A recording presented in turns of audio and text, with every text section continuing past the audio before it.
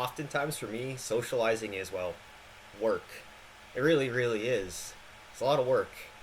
It's just not something that I go and do to unwind. Oftentimes, if I have something to do later in the day, I need to unwind beforehand, or else it's going to be a disaster. I mean, usually it's just I have a short battery. I could start off talkative and, joking around, funny and stuff like that, but as time goes on, it kind of gets hard to enunciate, like find my words, stuff like that. It's just, for me, it's a lot of work. But that doesn't mean I don't want to. In fact, I think it's more so the style of socialization that's been normalized that makes it hard for me to unwind when I go around people. It really is, because believe it or not, it's oftentimes the autistic person who's placating the neurotypical on various aspects of what's expected of you when you're talking to somebody. It's not just making eye contact. I mean, you do have to make enough of it, but not too much of it, because that's what the neurotypicals want. Moreover, you gotta just keep up a whole laundry list of charades. Like, I'm juggling a lot when I'm talking to you.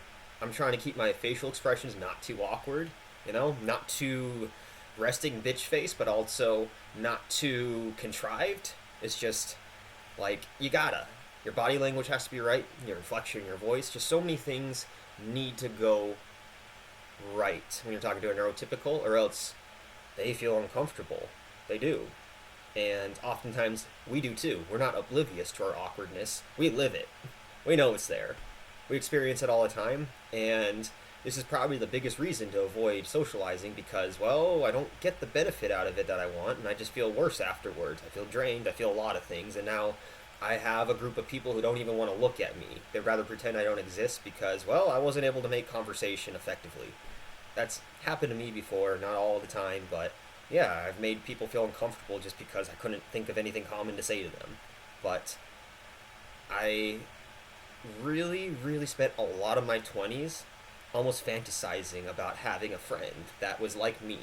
No, I don't have imaginary friends. Terry's not here right now, or whatever you want to call him, them. Um, Basically, I never felt like my friends. I had friends, I didn't act like them, I wasn't like them, and oftentimes I felt like an outsider despite being friends with these people for a long time. I really did. And I would just go for hikes alone and really, really, really wish I had a friend like me. I'm like, wouldn't that be cool if I had a friend that wasn't into going to parties and sleeping around with random girls? Instead, they were into studying math and physics, playing video games, but yet like to skateboard, like to go on hikes, like to do all these other things, and from time to time, go and get drunk, go and do things like that my neurotypical friends really like to do. It's just, it's just a different sort of set of interests that made it so, I think makes it so, talking to people and socializing is work because of that. There's people who don't align with me as well as people who align with neurotypical people. It's much easier to find somebody that aligns with yourself when you're neurotypical. There's a lot of reasons for it. I mean, a lot of people who aren't neurotypical do follow this convention. I certainly had because, well, you're forced to a lot of times. But it's easy mode in a lot of ways. It really is because, well, your perspective is more similar to everyone else's, and so you can relate more, understand them more. I found that actually a lot of neurotypicals don't have a lot of empathy, despite thinking they do. It's just they understand the other person because oftentimes, well, that person thinks a lot like yourself. And for autistic people, like myself, like possibly you don't think the same. And neurotypicals oftentimes project. And so they're projecting on us all the time, misreading us, misdiagnosing, whatever. They think something's up with this guy. They don't know you're autistic, don't really realize autism means that, I've got a different perspective. That's more so than anything. Like, it's really hard to nail down a set of conditions. I mean, there are conditions out there that you have to meet to be autistic. It's an umbrella term, though, and it encompasses a lot of different personality types. And there's research that suggests that autistic brains are more dissimilar to one another than neurotypical brains, meaning that even autistic people are kind of in different boats. We only have a similarity in experience a lot of times. Not to say that sensitivities and things like that aren't across the board, Point being, we're still people, but we're just people with a different perspective, and oftentimes it's missed. It's missed. At least there's a subtlety there. People see that I'm different, people see I'm harder to talk to, but they don't really realize that that's due to the fact that I'm different. Instead, a lot of people kind of just conclude that I'm a blank slate of some sort. That's what I feel like, and they can fill up this blank slate with whatever they want. They often do, and they fill in gaps because that's almost the bane of being human. When you don't know the answer to something, you make one up. And I think that happens subconsciously all the time with myself. And I can just say for myself, it's very frustrating to be around a lot of people. It really is.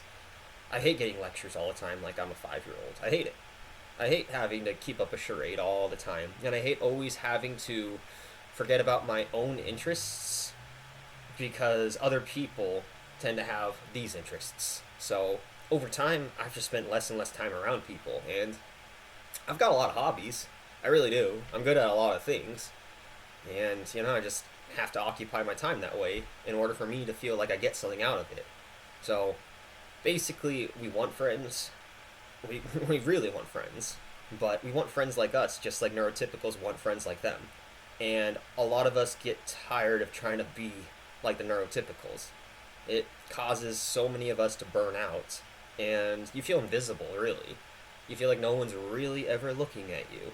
I know it's called an invisible disability because you don't see it, but you don't see me then. And I guess it's on us to deal with it and find a way to navigate it. It's not fair necessarily, but it's not anyone else's chore to figure out how to kind of belong in this world when you don't. And so I just hope that as time goes on, we open up more space for people like myself, like you potentially, and well, we can kind of accommodate our interests more. It's just, I think a lot of people are blind. There's a subtlety there, and they just don't even realize they are or aren't doing something. It's almost just manifest, people are this way, and everyone just goes along with it, because oftentimes people are. So you can feel very alone when you're not, and I did a lot of times growing up, despite having a good amount of friends, despite being able to mask pretty effectively. I mean, a lot of people would think I'm neurotypical, just a weird neurotypical. And that's a lot of us. That's just a lot of us. We're not so far out there that you can't relate to us, but we do have a different perspective, so it does hurt us to try to not be ourselves. So that's just all I wanted to say. We want friends, it's just hard to find friends because, well, we got a different perspective. And sometimes it's just easier to get along with people when you're on the same page. So that's why a lot of us end up isolating, doing our own thing, because the only person like ourselves in our minds are ourselves. So yeah, it's not that we hate people. Maybe we get there at a certain point. Maybe people, I've gone through my misanthropic phases for sure, and I probably will go through one again eventually, to be honest. But I just, yeah, I've always felt like I'm the only person like myself, and I'm the only person who gets me, so I've spent more time around myself because other people think they get me when they don't. So, yeah, I think these are very, very common things autistic people experience, so thought I would just rant about it for a little bit. I want friends, just more friends like me.